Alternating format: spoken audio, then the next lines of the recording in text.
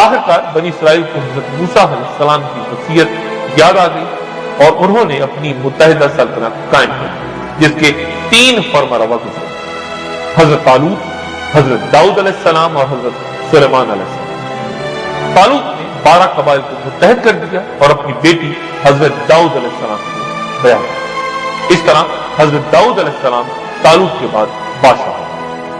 آپ نے اس گرد کے کئی علاقے فتح کر کے انہیں اپنی سلطنت میں شامل کر۔ آپ نے یروشلم میں بیت المقدس کی بنیاد رکھی اور تابوت سکینہ کو محفوظ کرنے کے لیے ایک محل یا ہیکل تعمیر کرنے کا کام شروع کیا۔ تابوت سکینہ کے بارے میں قرآن شریف میں بیان ہے کہ ان کے نبی نے ان کو یہ بھی بتایا کہ خدا کی طرف سے اس کے بادشاہ مقرر ہونے کی علامت یہ ہے کہ اس کے عہد میں وہ صندوق تمہیں واپس مل جائے گا جس میں تمہارے رب کی طرف سے تمہارے لیے سکون قلب کا سامان ہے، جس میں آل موسیٰ ہارون کے چھوڑے ہوئے تبرکات ہیں اور جسے اس وقت فرشتے سنبھالے ہیں۔ اس صندوق میں کیا یہ واضح ہے۔ انجیل کے مطابق اس میں حضرت یوسف علیہ السلام کا جسد مبارک اور بائبل ہی کی روایات کے مطابق اس میں ہڈیاں اور کپڑے تھے جسے حضرت موسیٰ علیہ السلام اپنے ساتھ مصر سے لائے تھے۔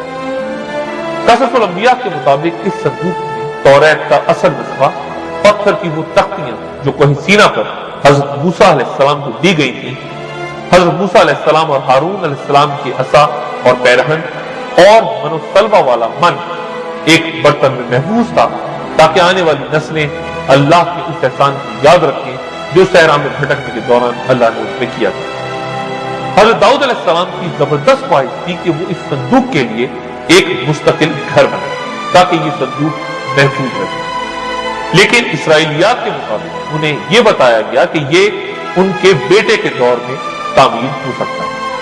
حضرت داؤد علیہ السلام اپنے بیٹے کے دور میں اس گھر کی تعمیر کے لیے متواتر مصروف ہوئے۔ بالآخر یہ حضرت سلیمان علیہ السلام کے دور میں تعمیر ہوا اور یہ ہیکل سلیمانی بنا۔ حضرت سلیمان علیہ السلام کے بعد بنی اسرائیل پھر آپس میں لڑ کر 2 ریاستیں، شمالی فلسطین اور شرق اردن میں سلطنت اسرائیل اور جنوبی فلسطین میں سلطنت یہود قائم کر لی۔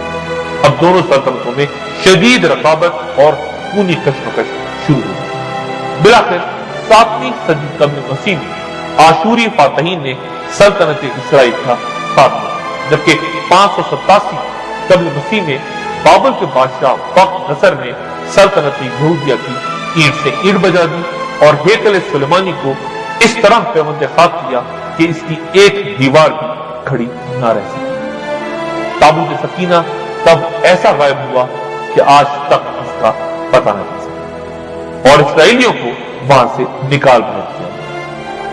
70 سال بعد ایرانی فاتح کسرا نے بابل کو فتح کر لیا اور اس نے بنی اسرائیل کو واپسی کی اجازت دی۔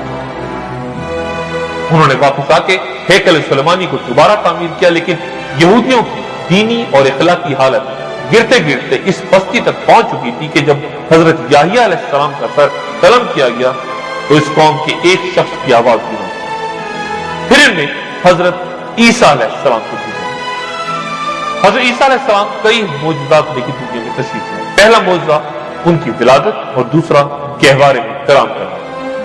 یہ معجزات بنی اسرائیل کے خدا پر ایمان لانے کے لیے سخت آزمائش تھی۔ ان کے بغیر باپ کے پیدا ہونے کا ذکر قرآن شریف کی سورہ مومنون کی آیت 50 میں یوں ہے، اور ابن مریم اور اس کی ماں کو ہم نے ایک نشان بنایا اور ان کو ایک سطح مرتفع پر رکھا جو اطمینان کی جگہ تھی اور اس میں چشمے جاری تھے۔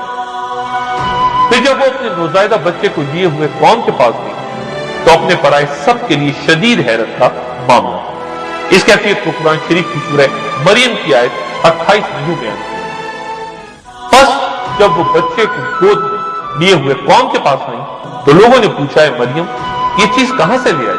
اے ہارون کی بہن، نہ تو تیرا باپ کو برا آدمی تھا اور نہ ہی تیری ماں کو بدکار عورت۔ اس پر حضرت مریم علیہ السلام نے بچے کی طرف اشارہ کیا تو بچہ بول پڑا کہ میں اللہ کا بندہ ہوں، اس نے مجھے کتاب دی اور نبی بنایا اور بابرکت بنایا جہاں بھی میں رہوں، اور نماز و زکوٰۃ کی پابندی کا حکم دیا جب تک زندہ رہوں، اور اپنی والدہ کا حق ادا کرنے والا بنایا اور مجھ کو جبار اور